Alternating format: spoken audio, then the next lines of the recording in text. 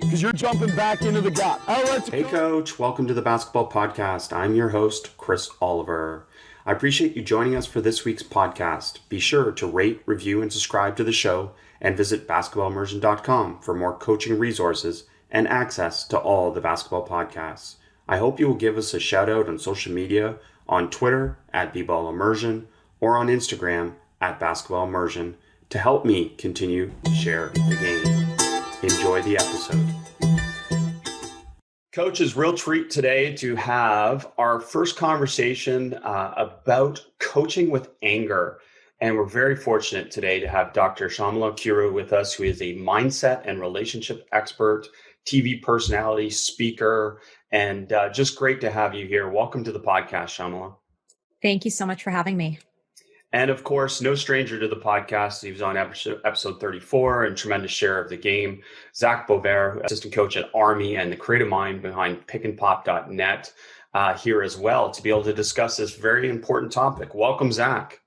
Thank you so much, Chris. Thrilled to be here. Love what you do for other coaches. It's made me a better coach. And you know, I'm hoping this conversation plays a role in that and helping coaches become better coaches and become better people.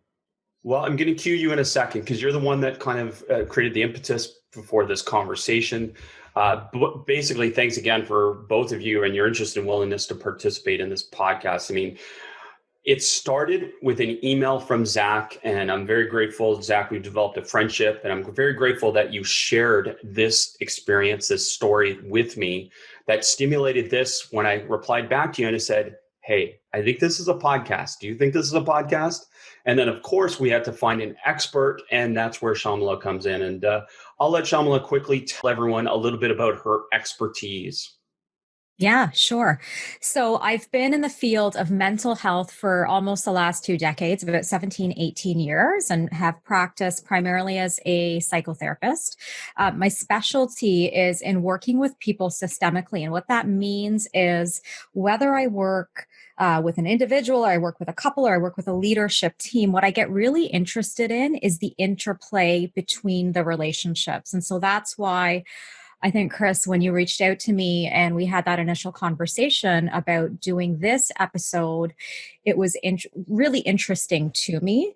And one of the areas that I have focused on probably in the last decade is really looking at leadership from the perspective of emotional intelligence and how emotional intelligence impacts how we show up as leaders, how we interplay with our team, how we interplay with our colleagues, and just the impact that particular skills have on leadership.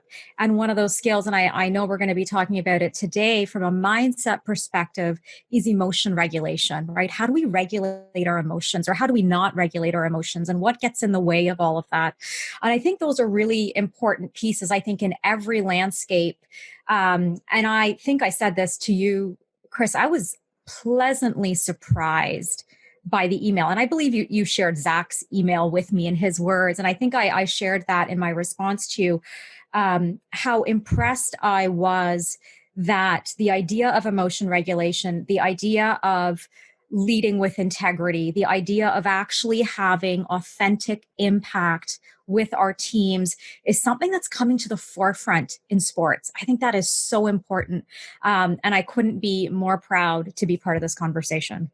Well, we're grateful to have you here. And I'll let Zak go into that email and talk about that, because again, we're going to talk about vulnerability. We're going to talk about different things relative to that. But you're absolutely right, Shyamala, that I think this is the time when I think coaches have really, really gotten into a little bit more introspection about how they do things. And is there a better way? And that's the constant question that I think we pose through this podcast is there a better way? Zak, why don't you cue us with the email that started all this? This story kind of started with one. It started, I'll go back even a little bit. And it's one of the most important exercises I do. And I'll actually say it's one of the least enjoyable exercises I do, but I think it's incredibly powerful, and it has helped my coaching. When you are done coaching a player, particularly someone you have respect for, that you've built up a rapport with, ask them what it's like to be coached by you. And ask them exactly that. Ask them, what is it like to be coached by me? What did you like? What didn't you like? What did I do well? What did I do poorly?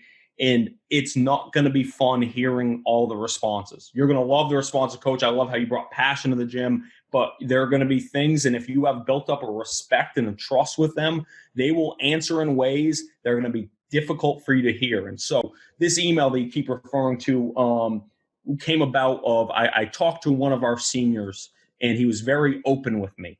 And he said, Coach, and he gave me a little bit of, he gave me credit as he went, and Coach, you've improved on this.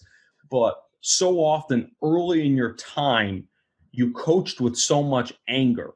He's like, now I think you've gotten better with it, but you coach with so much anger early in our time.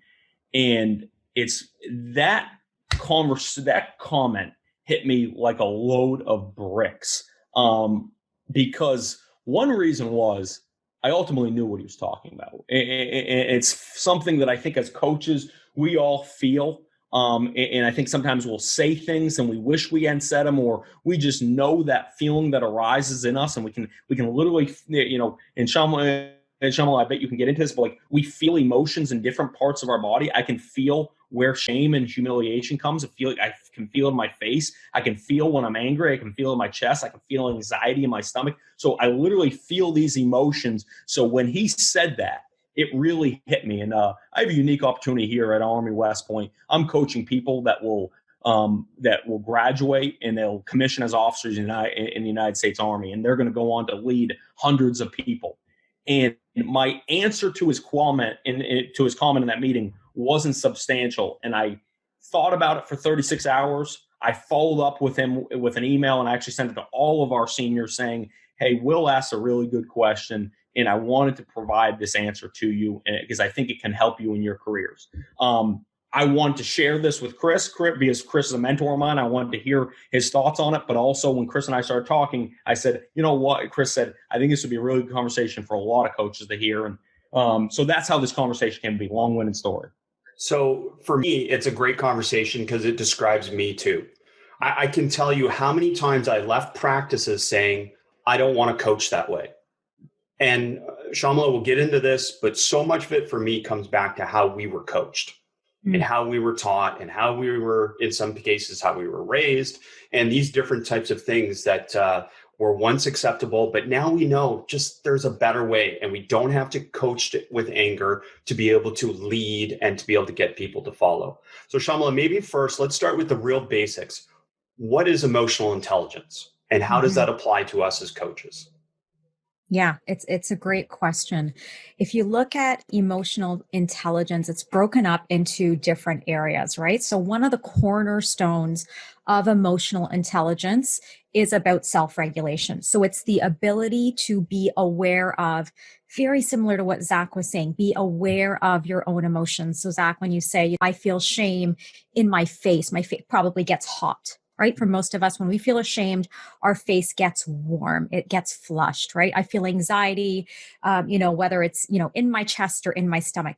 So that's what we would call emotional awareness. You are very acutely aware of what your emotions feel like, perhaps what they mean, the physiological sensation. And then we really want to move to a place of, I go from that emotional awareness for myself, and I also begin to understand how those emotions impact others, which is the second cornerstone of emotional intelligence, right? So the first cornerstone is our own ability to be aware of and regulate our emotions. And then the second cornerstone of emotional intelligence is having the ability to navigate our relationships from a place that is self-regulated.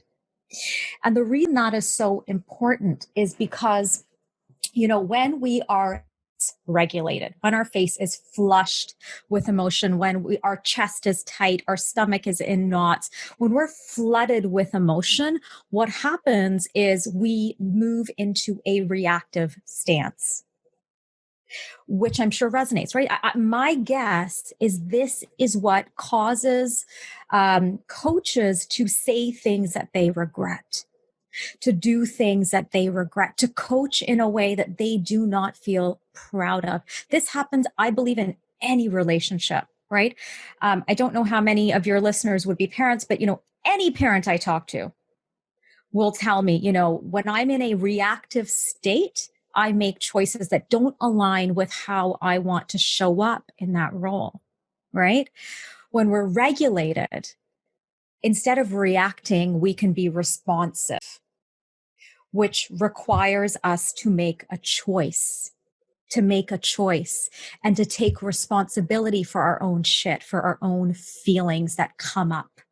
Because they're nobody's responsibility but our own. So let me get into that deeper, because reactive is the word, right, Zach? Yeah, 100%. So reactive to me is often, especially in coaching, is in defense of our egos, in defense of something that we say should work, but it's not working. Either it's an individual or it's the team, and we know that this should work and it's not working. So we react with frustration. We react with anger. Is that fair, Zach? 100%. 100%. It's a way of saying, like, I didn't teach you to do that. Like, it's a way of, and my way of saying that is, if I'm in a game, me being mad is saying, I didn't teach him to do that to all the fans watching, to the people that maybe came that know me, and say, I didn't teach him to do that. And then, at times it's a way to, when you're frustrated that your players aren't doing exactly what you want them to be doing, it's putting that anger on them, saying, we don't work on that. That's not how we work on it. And it's a reaction to that. It's an unintentional blaming them, right? Yes. To say, hey, it's not us. It's not me as a coach. It's not us as coaches. Sure. It's the players. So Shyamala, maybe you talk about that in terms of the reactivity. Yeah, I like, and I want to jump off of your point. One of the players, and when you see them do, that's end up seeing it, that human part of you ends up seeing it as a reflection on you, right? Any mistake they make, any play that they don't, carry out as planned or whatever it is, you end up seeing it as truly a reflection on you as a leader, on you as a coach, on your ability. If I was a better coach, perhaps they would be getting it. Right. So that anger, truly, there's a duality to it. And underneath that anger, if we think about anger, I often talk about anger and frustration for that matter, as it's almost like a blanket that covers up other emotions that we don't want people to see. And I'm going to throw out a gender stereotype for a moment. I think men in particular are taught that anger and frustration are perfectly reasonable emotions to express. I think men are taught. Yeah, go. No, I was just going to say, because that was a part of Zach's email where he referred back to, and I've heard this many times and read this many times, primal. Yes. Like this goes back to our ancestors, and this is a part of us, so to speak. So yeah. It is how it continues to be how men are conditioned. I think we're doing better in our generation, but I think for the most part, men are still conditioned, are still raised, and are still socialized to believe on a very, very visceral level that anger is not only an acceptable expression of emotion, but it is the right way for me to express myself. It is the way I ought to express myself, right? And if we think of anger actually as a secondary emotion, think of it like that blanket. What lies underneath that blanket are primary emotions. And those primary emotions, you guys have already alluded to some of those. They're in defense of our ego. Right? So things like fear, anxiety, inferiority, inadequacy. That's what lies underneath that blanket of anger and frustration. And for the most part, people never have the opportunity to address those primary emotions. They never have an opportunity to process them. Take a brief moment to interrupt this podcast to share some information from one of our show supporters. As sports keep coming back, so does your chance to bet on them with our exclusive wagering partner, betonline.ag. Major League Baseball will soon be in full swing, and there are no shortage of ways to get in on the action. BetOnline has all the odds, futures, and props for you to be on. Also tune in as Floyd Money Mayweather joins BetOnline team in a new segment called The Ice is Right, where he talks about his expansive jewelry collection. He'll give you the chance to win some great prizes and bet on the cost of his bling. Visit betonline.ag today to check out all the odds and up-to-date sports news. Don't forget to sign up and take advantage of all the welcome back to sports bonus. BetOnline, your online wagering experts. Now back to the podcast. So I want to take this in maybe just a quick pivot here, because the other thing that goes with this is the players. And this is a study from the Journal of Applied Psychology, which actually studied a whole bunch of halftime speeches of coaches. And it said anger was more effective than positivity when it comes to halftime speeches. And that would be counter to what we're talking about here. But in a way, what I pose to you both is, well, players are used to this and players expect this. So if we're different than this, then it actually throws them off until they get used to it. And this cycle kind of constantly justifies us coaching with anger, because players expect, and actually, if you ask a lot of players, they say, I want to be coached that way. Well, they want to be coached that way because they're used to coach that way. And I think this generation of players, Zach, if I may be wrong, is helping us break this cycle because they just know better. Is that fair to say, Zach? I agree wholeheartedly. And I think this generation of players is more in tune with their emotions, and they're more than the generation of players that preceded them. So I agree with you 100% on that. So how do we address this with our players? Shyamala, it might be a big question, because I know one of my challenges, and I would go in sometimes to my players and say, listen, I'm going to coach differently. This is going to seem different for you. And inevitably, I found they weren't as receptive to me being this philosophical, which I really inherently am at the base. I'm a really philosophical person. I'm into Zen. I'm into this kind of, let it happen versus make it happen. But then inevitably I resort back to, oh, they're not getting it. We got to get back to being tough and, aggressive and all this stuff. So how do I change their mindsets as well? Love it. And I think what you're asking is a big question. It speaks to the system under which each player operates, the system under which each coach operates, and the culture that is inherent, right, in sports, I would say. I want to circle back before I answer your question to something you said from the study that you just cited, that it works. Coaching with anger works. And I would encourage all of us to think about the idea that just because something works doesn't mean it is effective. And in order to measure what is in fact effective, we need to be clear on what our overarching goals are. And if the only goal is to win or to get whatever X number of points, whatever, if that is the only goal in coaching, then perhaps anger is working. I don't know, right? But if the goal, and what I'm hearing from you, Zach, is that there is a cultural shift that is happening in sports today. There's a cultural shift with the players. There's a cultural shift and a mindset shift that's happening with coaches. Yeah. Where perhaps we're beginning to redefine and expand those goals. And I think it is actually parallel to the shift that is happening in leadership on a much larger scale. I think in every area of our lives, in every industry, we are beginning to hold ourselves to a greater degree of accountability. And I love that. And so to answer your question, Chris, how do we begin to make this shift? I think it starts with, let's actually truly define our goals as a team. Let's define what my role is with you as a coach. It's not only to make you, I think what I'm hearing you guys say, and correct me if I've got this wrong, it's not only to make you a better player, but maybe it's to make you a better human. Absolutely. And in modeling that in our relationship, you can take what you've learned here, especially in your role, Zach, with the kind of, with the group you're working with. I would imagine that that's really important. Yeah, and absolutely. And I think that's what that shift is dramatic. And that shift is, and I agree with you in that it's in all parts of leadership. It's in coaching, it's in business leadership. You're seeing a more empathetic way of looking at it and asking, how does it feel to be led by me? How does it feel to be coached by me? There's also a certain point when you're talking about the effectiveness or whether it worked or not, you have to understand a motivation by fear there's such a shelf life on that. So it might work for a certain period of time.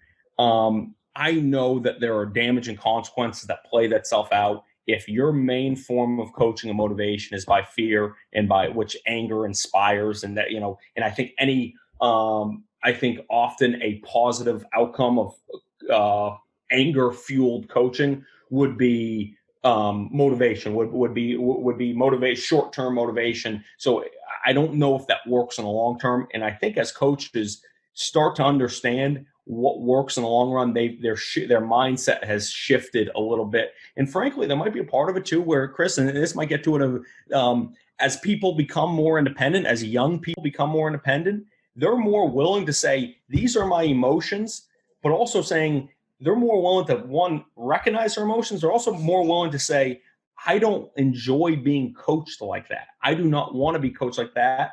And hey, the negative side effect of that, Chris, perhaps, is kids are more willing to transfer. They're more willing to say, I'm going to leave this situation and have agency to go find one they like. There's positives and negatives to that. But frankly, I think a kid's willingness to look at his emotions and look at and say, I don't like this situation and move. I mean, that is, a positive thing. And we might be drifting off subject there a little bit, but I do think there's a part of that. So let me just talk. First of all, I'm not a fan of generalizations. Like when we generalize generations or we generalize things, and this is what happens with the transfer debate, Shyamala, is that we as coaches, I constantly hear it in the media, I hear it from coaches, they blame the kids. The kids are different. You know what's different is we haven't adjusted often to the kids that we haven't adjusted with. It's just different. They're growing up differently than we grew up. They're growing up in a different paradigm completely. And if we don't adjust to that, then we're going to get lost behind. Now, again, Zach, we've talked about it. I believe most good coaches are going through this introspection and they're going through this process right now, which is where, again, someone like Shyamala, your expertise is so important for us in this process. And maybe let's get into some of that. What are some strategies for us as coaches to help us regulate our emotions? Yeah, it's again, great question. One of the things I will say, and I will say this really for anyone that I am working with on emotional regulation, and I will say it is probably particularly important when it comes to something like coaching, because, Zach, to your point, when your face flushes and you get hot and you feel that shame, it's not just what's happening between yourself and your team member, it's also all the eyes on you, right? That's part of it. So one of the analogies I often use when I'm coaching leadership clients in a business setting is actually a sports analogy. I will often say, emotional regulation is a skilled practice. Don't expect to be able to regulate your emotions in the heat of a game. Just like no athlete expects to be able to execute whatever skill is required to be competent at that sport in the heat of the game. All of the practice happens outside of the game. All of the practice, right? So emotion regulation starts way before we're in the middle of a game. Way before. It's, Chris, you were talking about, you like practices of Zen and this and that. It's that sort of thing, right? It's really looking at what are the daily practices that you are putting in place in order to regulate your emotions consistently, so that when you're triggered, because you're going to be triggered, right? You're not going from 0 to 10. You might be going from 0 to 5. And if you go from 0 to 5, you can probably catch yourself. But if you only ever practice in that moment when you go from 0 to 10, there is no way you're going to catch yourself. There's no way you're going to be able to down regulate because it happens so quickly. So to answer your question, Chris, I think the foundation is you don't just do it in the game. You must, I believe, as a leader today, have a daily practice of emotion that invites emotional awareness and that invites self-regulation. And you need to be practicing it in every relationship possible. Don't save this practice for the game. Don't save this practice for your teammates. Don't save this practice for work. Whatever work is, right? This is a practice you need to truly be practicing in every moment that you can. And that starts with the awareness that Zach started our conversation with, right? I can feel shame here. I can feel anxiety there. I can feel, fear over here. Great. Well, tune into that, notice it, and remind yourself that you are the only person that is responsible for that emotion. Not your team member, not your partner, not your children, not your anybody. You are the only person that is responsible for that emotion. And it is your job to self-soothe that emotion. You don't put that on other people. Zach, it parallels skill development, as Shyamala said, and it's something that you can develop. And that's probably the most important point that you're making here is, number one, you have to be conscious of it. So the fact that Zach actually feels that this is wrong, he's conscious and he's aware of it. And then that leads to the next step, which is that it is changeable. Like, this isn't something that is in nature. This is something you can nurture and develop. So Zach, how are we going to do that? Yeah, and that's I don't want to come across as I've figured this out and I'm here. None of us have. Chris, there's part of me that feels like Shyamala's staring into my soul. There's another part of me that I'm laying on a couch and Shyamala's about to, try to fix my problems. But Shyamala is, and like as you're talking, I'm thinking of there's a great movie, Old School, where Will Ferrell's in the locker room and he's screaming, "You can't lose your cool out there," as he's throwing stuff around the locker room. And like that plays itself out in every college basketball game in the country. Like the coach clearly losing his cool, yelling at the players, "You can't lose your cool." So the question I have is, and maybe your response is that work has to come earlier, but I've taught something and it's not going well. The player isn't executing it. The team isn't executing it. We put in a ball screen coverage and it's not working. My primal response is to jump right to anger. What can I do? What practices can I, what self-talk can I be giving, or what practice, and your point's really good, it can't come during the game. What can I do on the front end where my response is to be analytical, or my response is, what is the best emotion? What is the face my team needs to see? What do I need to be thinking? What can help me with that to not go to the default response, that primal response? Yeah. And I love that you're naming them default and primal responses. I, again, think that is so critical to just understand and own that these are default and primal responses. So what you want to do is, number one, you want to identify the story that you are telling yourself when something goes wrong. I'm using air quotes, like what's the story you're telling yourself when something goes wrong? Because what that story that you're telling yourself, Zach, is the primary narrative that you quite likely tell yourself, not only on the court, but also in life. And if I can expose what I feel, and I've, this conversation's prompted me to think about some of the stuff, even just in the last 20 minutes, but also prior to get ready for this. The response I feel is I'm inferior. I'm not right. I'm not good at my job. I'm not good enough to achieve the goals I want to achieve in my profession. I haven't properly equipped our team to execute what we need to do to win as many games as I'd like. And I feel a sense of inferiority. With an understanding, the guy next to me, when something goes wrong, it might not be inferiority for him. It might be something else. It might be insecurity for him. But for me, it's I'm inferior. I'm not as good as I think I am. And everyone's going to find, as I purport to be, and everyone's going to find out. So do you think there's some imposter syndrome in there? Yeah, it's certainly, certainly. Yeah. Right. And that's what I hear, right? That's what I hear when you say, and everyone's going to find out. By the way, that's a very common narrative.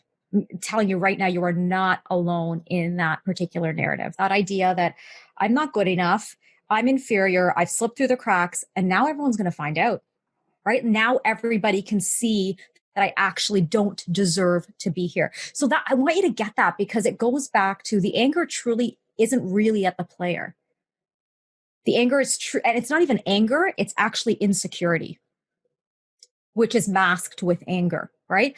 So the number one thing you want to do is identify what is your particular trigger. What is your particular raw spot? What is that thing that you come up against when, quote unquote, something goes wrong on the court? So for you, if it's that feeling of I'm inferior, I know for me, it's somehow I've slipped through the cracks. So if I make a mistake, whether it's on stage or speak, whatever it is, it's, oh shit, I've slipped through the cracks. Like, and now everyone's going to know. Take a brief moment to interrupt this podcast to share some information from one of our show supporters. As sports keep coming back, so does your chance to bet on them with our exclusive wagering partner, betonline.ag. Major League Baseball will soon be in full swing, and there are no shortage of ways to get in on the action.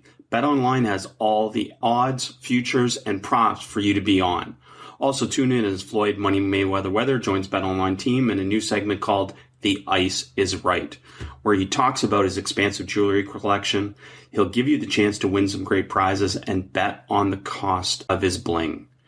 Visit betonline.ag today to check out all the odds and up-to-date sports news. Don't forget to sign up and take advantage of all the Welcome Back to Sports bonuses. BetOnline, your online wagering experts. Hey coaches, brief interruption from our podcast to hear from manscaped.com. 2020 has been the year of things happening that are completely out of your control, but there is one thing that you can control, and that's shaving your bush. You may be surprised how many coaches have already DM'd me about this special offer. I wasn't, because I'm a user and manscaped.com is definitely worth it. Our sponsors at Manscaped are here to remind you to do so. The Manscaped Lawnmower 3.0 is a premium electric trimmer that's designed to give you a confidence boost through body image. Their ceramic blade and skin-safe technology are designed to reduce nicks and tugs on your fellows down low. The Lawnmower 3.0 is also waterproof and comes with an LED light so you can manscape in the shower, in the dark, or in a dark shower, whatever floats your boat. Go to manscaped.com and check out some of these life-changing products. In fact, listeners of this show will get 20% off plus free shipping with the code ARMCHAIR at manscaped.com. That's 20% off with free shipping at manscaped.com and use code ARMCHAIR. It's time to grab 2020 by the horns by shaving that front trunk. Now back to the podcast. I imagine as you're saying this applies to your profession the same as ours, is that we're supposed to have the answers. Like it's the player's not supposed to have the answer. We're supposed to have the answer. And that's a part of what I try and talk to coaches about too, is about giving away some of that power to the players to be able to have this shared responsibility. Because really they're active participants in this process. And too often in leadership of players, we treat them as, okay, we have the answer and you follow us, rather than us being active participants. Absolutely. And I think what you're saying fits very much with the old paradigm of leadership across every industry. That was the paradigm of leadership.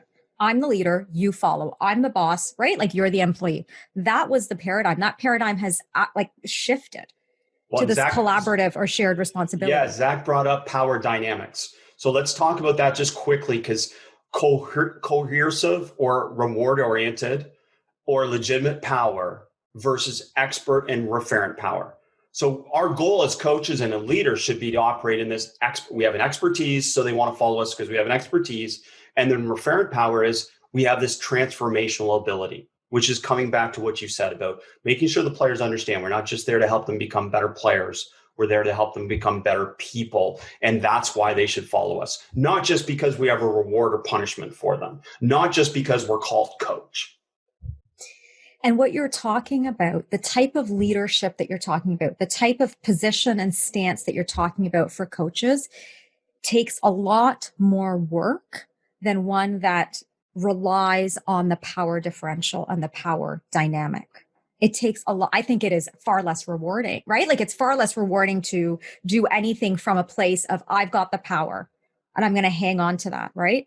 But when we also, in anything, when we lead from a position of I have the power, we also feel like we need to hang on to the power and we need to have all the answers and we can't get it wrong. And it's not okay for us to make a mistake, right? Which goes back to what you were saying, Zach, around the, I'm not good enough. I'm inferior. Like, everyone's going to know, right? My colleagues, the other coach sitting on, like, they're going to know, right? It's that imposter syndrome.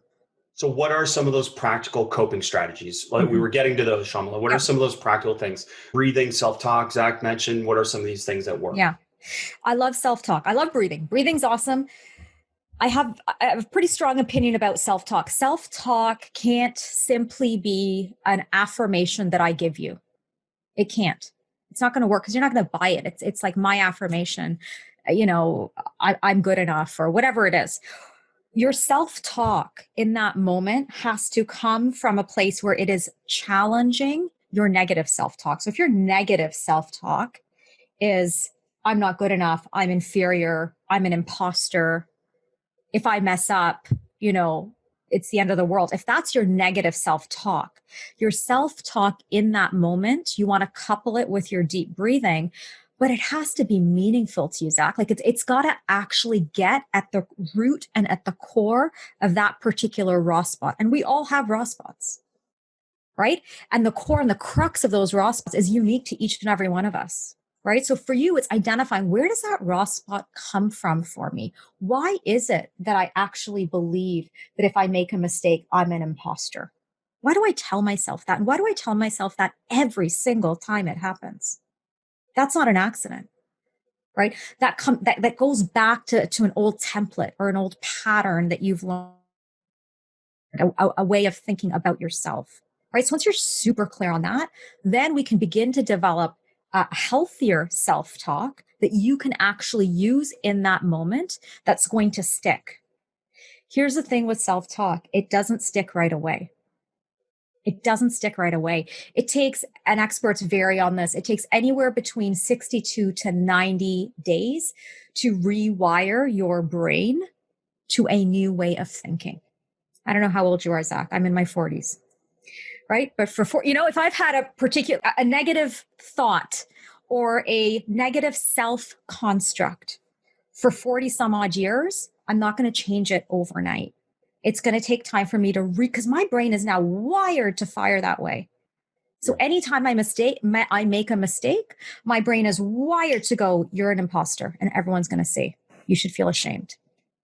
It's going to be like this. Go ahead. So just adding to that then. So the other part that goes with this self-talk, which you've talked about, is to add a physical component. So what I've learned through the years is there's got to be some type of parking or thought stopping strategy that you say to yourself, but it's also better when you have a visible demonstration.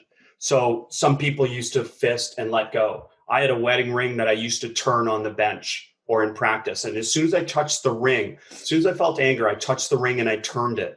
And it gave me a cue to say, hey, stop it. And it didn't always work. Don't get me wrong. It did not always work. But what I've learned through the sports psychology is that having a physical action with that helps you learn it. Is that fair? Yeah, that's fair. And it can be something like what you've described. For some people, it's an object, right? Like you said, your ring or just something that they touch that's a reminder. It's like a grounding object. That's the purpose of that object. The other thing we can do also is breath. And you mentioned breath, right? Is become really, really aware of breath and make our breathing deep, right? Take those deep breaths because that physiologically slows down the dysregulation. It physiologically brings us down, essentially. It down regulates our physiology when we breathe deeply. I like to combine deep breathing, if you're going to use a physical object, with a new healthy thought, though. I like thought stopping. My only concern is if you only use thought stopping, you're going to fixate on stop. Like stop doing it, stop doing it, stop doing it. And I'm fixating on the thing that I want to stop doing rather than, I don't need to be perfect. My role as a coach is not tied up in my ability to be perfect. That's great. That's where you put the affirmation in that is, again, it's not about the moment. It's about all the moments that helps teach you to change your behavior over time. And I love that. And can you also talk a little bit about, there's individual differences in this too, like mental performance, sports psych, mindset, all this different stuff. What applies to Zach doesn't apply to me necessarily as well. So you've got to go through some trial and error to figure out what works for you, right? Yeah. And that's why I go back to, please practice this well before the game. Practice this on a regular basis. I said, we all have raw spots. Each of our raw spots originates from a unique injury or set of injuries, right? We developed these ideas somewhere along the way, right? So yeah, you're absolutely right. While these are the principles that will help us to downregulate, we have to do the work. And that's why I say this way of leadership, it's hard work. It's not the easy road. It's not the easy way, right? Like it takes that time and that reflection, that introspection. Even the question that you started with, Zach, like asking your teammates, what is it like to be coached by me? Wow, that's a hard question to ask.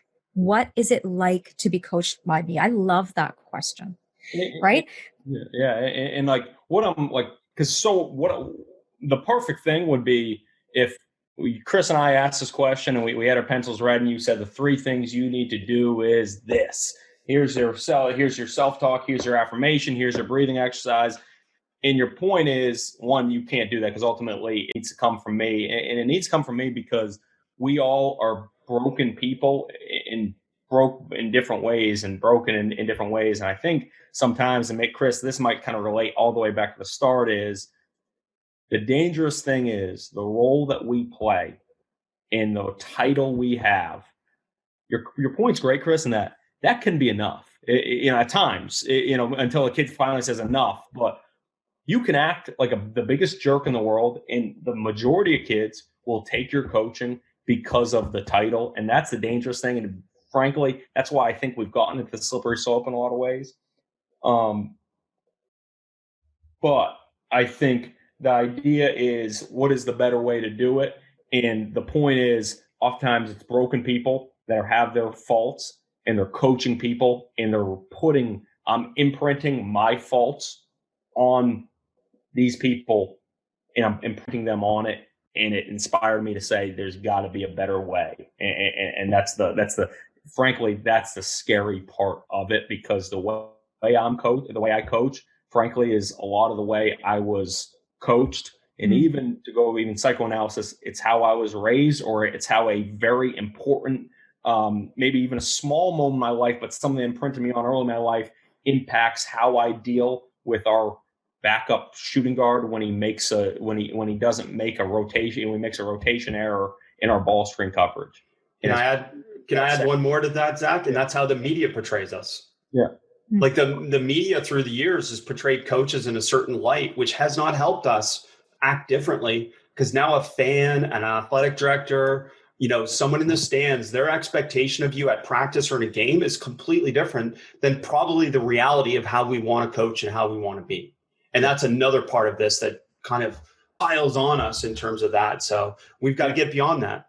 And if I could talk one more point about, then that's where the disassociating behavior comes into play, because you're saying your team makes an error, and you're saying you want to make sure everyone in the stands knows that's not what I taught them. And there's a whole idea of the media and the people above you of saying, I'm disassociating myself with that. That's not me. That's him. And I'm going to be, and how I'm going to show that is I'm going to be so mad, and because that's not what we coach. And that's the slippery slope. And that's essentially that's what we're trying to fix right here. So Shyamala, this comes back to, I assume, vulnerability, right? Like, how do we become better at being vulnerable? Mm-hmm. That we're okay with being human. Mm-hmm. Love that. And I love the insight you guys are showing in terms of what's happening in the moment, because it really is complex and it's far bigger than what's happening between a coach and a player. It is so much bigger than that.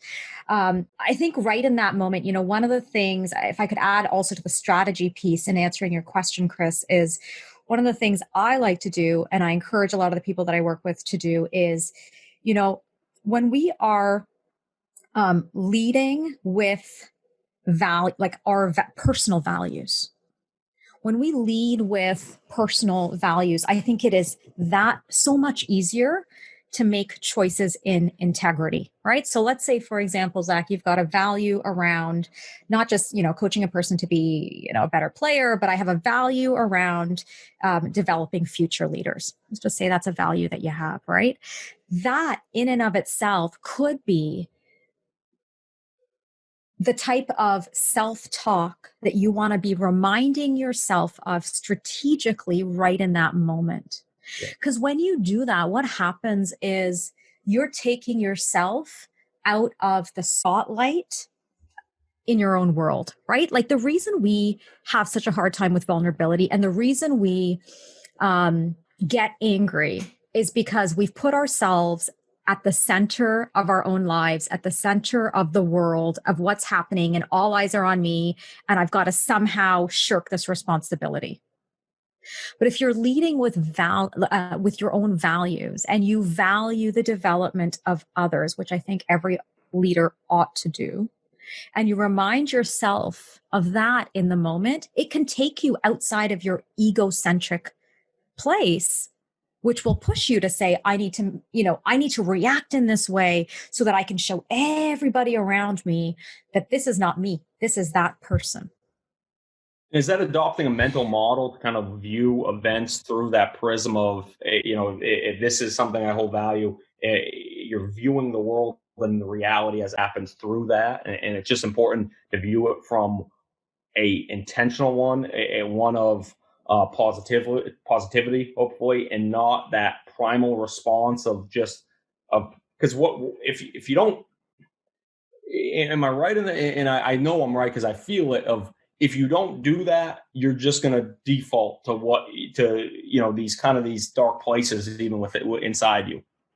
Yeah, because I think, as human beings, we are naturally self-centered. As human beings, we are the main character in the play of our lives, right? Like it's how we're wired, right? So we actually have to, and as kids, we're wired that way. And that's normative for kids. But at some point, we got to grow out of that. Yeah.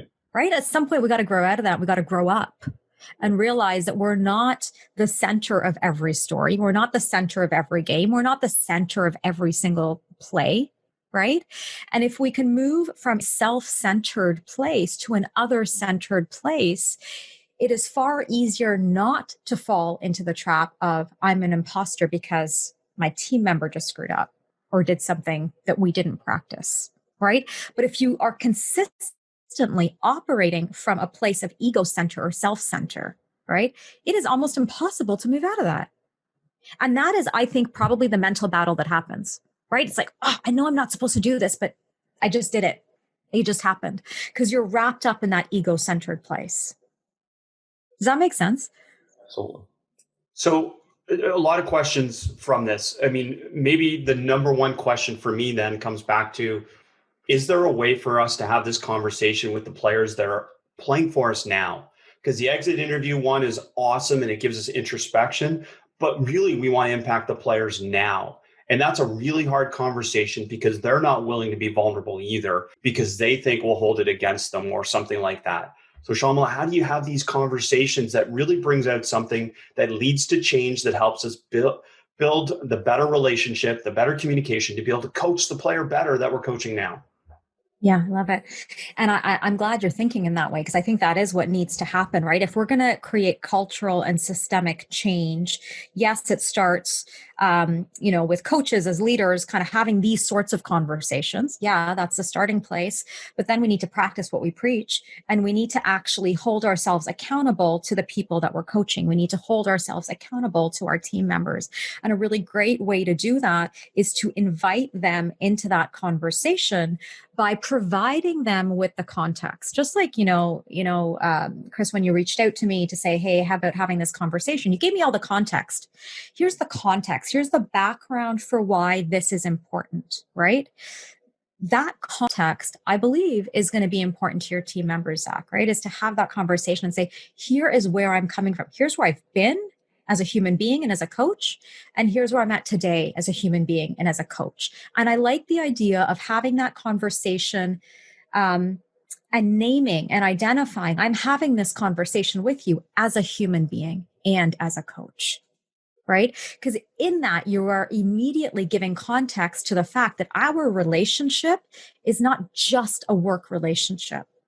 It is not just coach to team member. It is also human to human.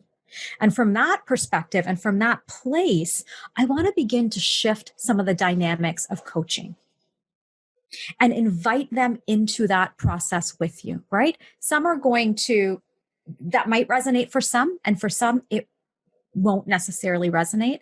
I don't think that should shift your position. If you feel strongly about that position, and I think if you're ultimately coming from a place where it's your values that are leading it, not, protocol from higher above or whatever it is, right? Like it's your internal compass that's leading that change that you're desiring, right? Yeah, go ahead. You're going to say something? No, and it relates to something, and it's a question, and often we ask the question of, I started this with, I think one level is asking the question, how does it feel to be coached by me? But like the question, maybe that's the wrong question, is maybe you should be thinking, and this is a little, as I'm saying, is like, here's how I want it to feel to be coached by me. This is, I want my players to say, hey, no matter what, coach wants to see me be better than I was the day before, or coach wants to see me succeed, whatever it is. That should be my guide. And then, in being upfront and saying, hey guys, this is what I'm going for. I'm not perfect in this. I'm vulnerable enough to admit that I'm going to have blind spots. I'm going to make mistakes, just like you're going to throw the ball away. And there's things that, skill wise you can't do on the court, but to have that conversation, to put it out there and say, this is what I'm aiming for. And for Chris, your point is then get his feedback of what how he wants to be coached, and and find some middle ground, or maybe it's not even middle ground, but just to be aware of the emotions that we each bring in. Because I think sometimes as coaches, one thing that I think is dangerous is we act like that player was a blank canvas, or he arrived on our doorstep, and we're forming him out of clay.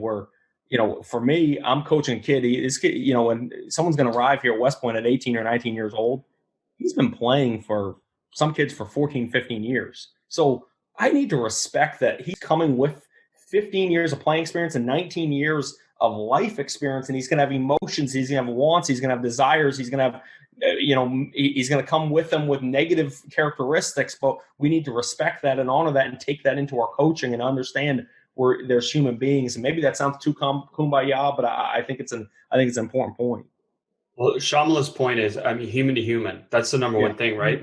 Like human to human, we're humans coaching humans, and we need to say that to players more often, and to frame it that way, that we are humans coaching humans. So I love that. And then the other part that you kind of said there, Zach, is this concept of like, do we want to shape the player and the player into the player we want, or do we want to find a way to maximize the player the way they are within what we feel is best for the team? And that comes back to, again, like how you coach your team. Like, you're going to put them all in this square peg, or are you going to use all these different types of pegs to be able to figure out how to create the best team? Because we know individually everyone's unique and different in personality. I think they're the same in skill. They're the same in style of play. They're the same in all these things. So the best coaches will find that adaptability within, rather than just putting them all into one way. Shyamala, I have a question. Maybe I'm putting you on the spot here, but that's okay. What are the people doing? And maybe your answer is going to be filled with the stuff we've talked about for the last 55 minutes. But what are the people the coaches that are just joyful, or even the leaders that are joyful? And we know it when we see it. And Chris, I'm thinking of like Lenny Acuff, and thinking of like the joyfulness in which what have those people figured out? What are they doing? What have they figured out to arrive at that joyful nature? Maybe joyful is not the word you would use, but when I think of that, like the opposite of me coaching with anger is that coach who can moderate his regulations and is regulating his emotions. I'm sorry. And he's coaching with just a joy. What have they figured out that maybe I haven't? So let me just say, I left my 14 years at Windsor, and the number one introspection I had was I didn't show how much I loved coaching enough. Yeah. Like, I didn't show it to my players enough how much I loved coaching. So I totally get it. That's powerful. Yeah, it's interesting because and I wonder if that is because it takes a great deal of vulnerability, I think, to say, like, you guys mean a lot to me, right? Yeah. This sport means a lot to me. This role is something I cherish.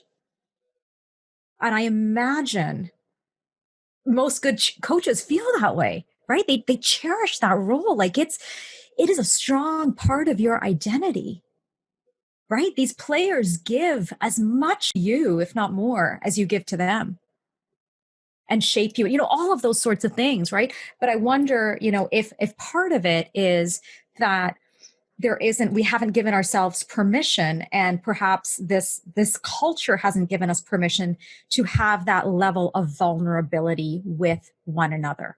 I think that's one piece of it.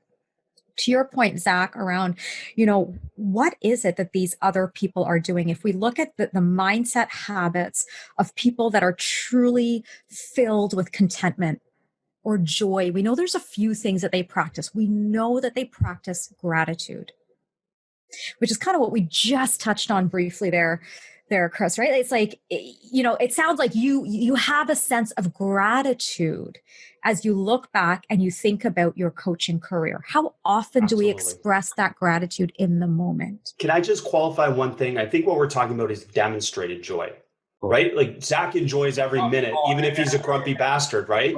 But he doesn't demonstrate it. Yeah. That's what we're saying. Yeah. So that's awesome. So gratitude. Keep going, Shyam. Right. Gratitude is one of them. The other thing I think that is absolutely critical to truly finding contentment in life, joy in what you do, whatever your professional landscape is something that's probably quite counterintuitive to sports, is letting go of the outcome. I mean, the truth is we can't control outcomes, right? From a psychological perspective, it is a total lie to tell yourself that you have control over an outcome. It's just not true. We can influence outcomes, right? But we can't control outcomes. And I think part of what robs us of joy, being grounded, being content, is trying to control outcomes. Can I add to that? Because here's one thing with motivation that I want you and coaches to think about, is that was a big piece for me when you talked about controlling outcomes, and I talked about motivation. And I always struggled with that. I'm not your motivation. And then I started to frame it as saying, you know what I do? I create an environment for you to be motivated. I am not your motivator. And that's exactly what you're saying about giving up. I don't have control of your outcome, but I can create an environment for it to be hopefully the best possible outcome. So right. I love that phrasing. Yeah. And what you're doing there is you're dialing in what your piece of the puzzle is, right? Like you're dialed in on what is it that I can influence? What is it that I have control over, right? I get to show up the way I choose to show up every day. I get to bring the energy, the integrity, the enthusiasm, the human to human connect. I have control over. I don't have control over what someone else does with all of that. This is true of any relationship. I can bring my best self. I have control over that. I do not have control over whether someone likes my best self, whether somebody that actually, they respond to my best self, whether that motivates them. Like I don't have control over those things. And I think when we get too tied to outcomes and too tied to what other people are thinking, feeling, and doing, right? Like those are the three things we most worry about, what others are thinking, feeling, and doing. When we get stuck on those constructs, it's going to dysregulate us. Anyone, right? So I hope that gives you a little more context, Zach, to your question, because I think it's a great question, right? Like, what is the difference? Like, what's the magic pill that these, people that look like they're content and joyous and, what is it that they're swallowing? Let me summarize. So show more gratitude, which is, again, all happiness is connected back to gratitude. And I say this to kids all the time now, because obviously I've learned from people like you and my wife and all these different people that if I can just get young people to reflect on what they're grateful for, depression, sadness, all these things are normal.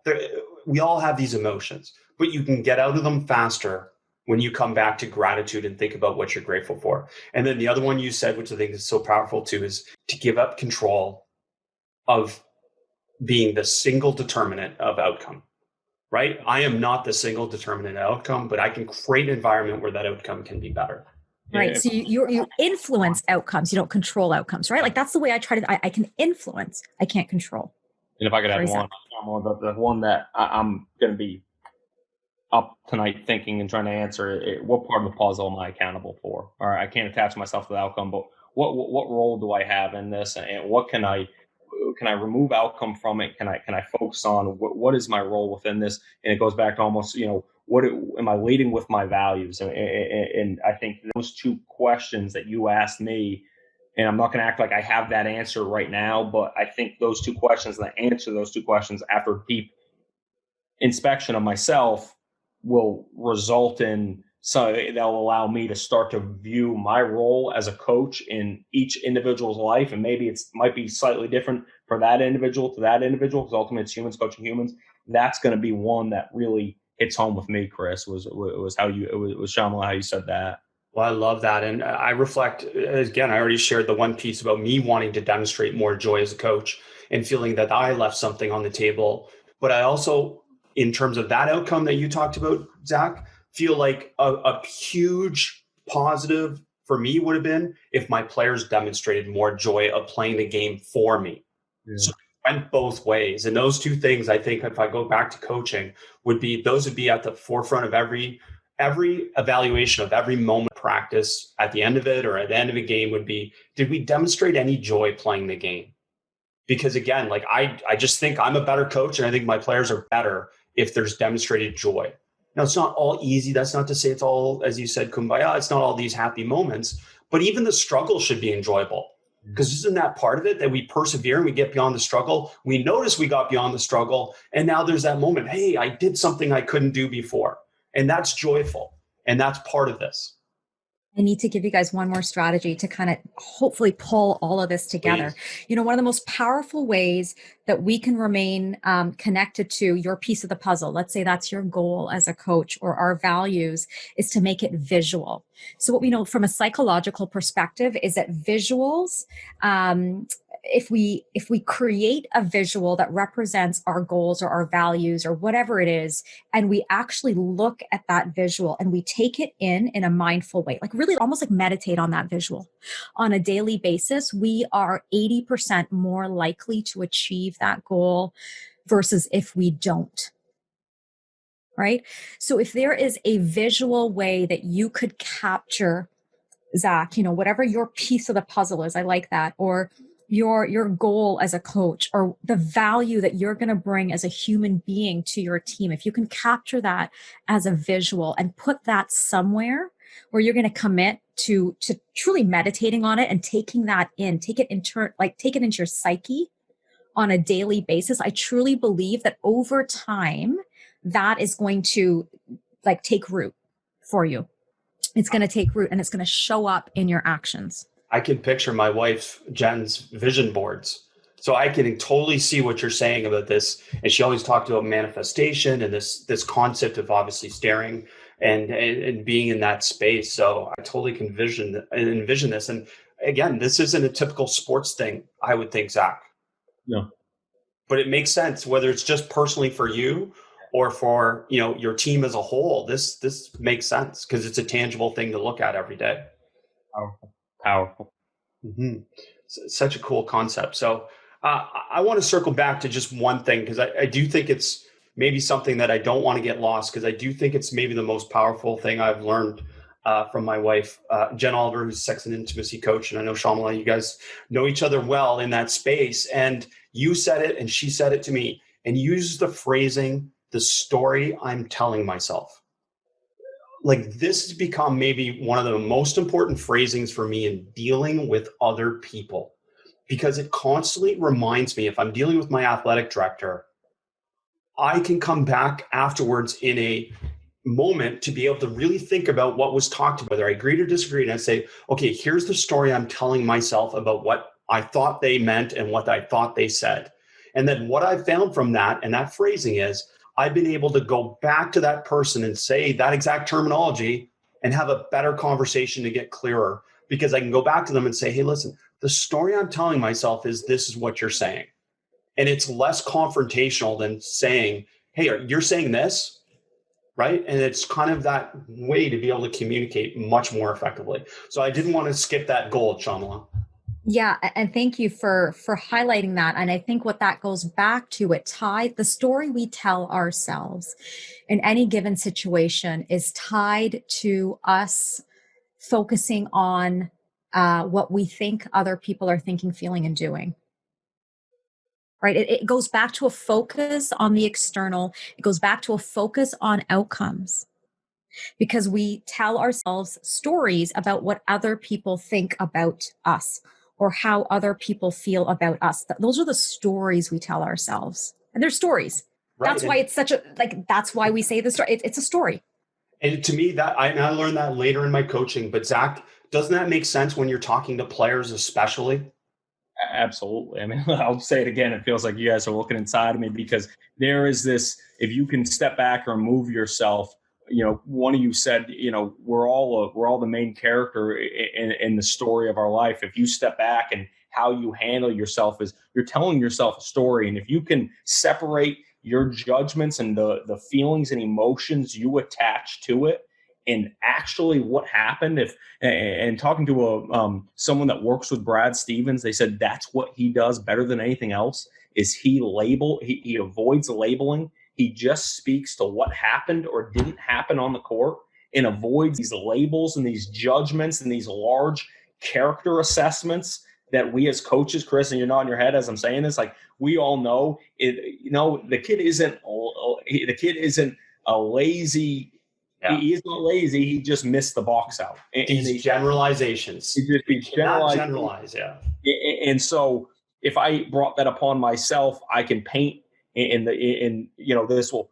How many times have we left a conversation or left an event or whatever happened, and we start to paint ourselves as the victim, and that hey, we got screwed, and that's the story you're telling yourself, and and what you've done is you've removed accountability from it, and you've been like, oh, that guy, I got wronged, and you're telling yourself that story, and you're telling the story as a victim, and if you can just understand that narrative and understand the narrative you attach things, and one, avoid generalizations, but two, just be honest with yourself about what actually happened, and then what is the judgments and the narratives that you've assigned to it. I'm going to jump on the generalization piece. I know that you guys have brought it up a couple of times. A trick to know that you are telling yourself a story is when you use generalizations. Always, never, everything, nothing, right? Like nothing went well. Everything, fell apart. I always mess it up. Or that kid always, anytime you use superlative language, like always, never, nothing, everything, those are generalizations. And 99% of the time, that is an untrue story that you are telling yourself. Makes sense. As we wrap this up, I'll leave both of you with some last thoughts before we wrap this up, maybe. And Zach, let's start with you just in terms of some last thoughts. And this isn't the end of the conversation in any means. And we know that we haven't solved anything, but we've started that process. But Zach, maybe leave us with some thoughts. It just, and I thank both of you for helping me work through this, because I don't want to act like I figured this out. But this is an important one because, Chris, as I sent in that email, I think we both thought this was a feeling and emotion that you and I and all young coaches and all coaches, I should say, feel. And I think it's an important thing that we encounter every day in our coaching, because we don't have all the answers. And so often when we don't have the answer, when it's not going well, we jump to this anger. And that's why I was so pumped to do this conversation with you, because I think I can get better in this hour, but also I think hopefully all young coaches and coaches alike can hear this conversation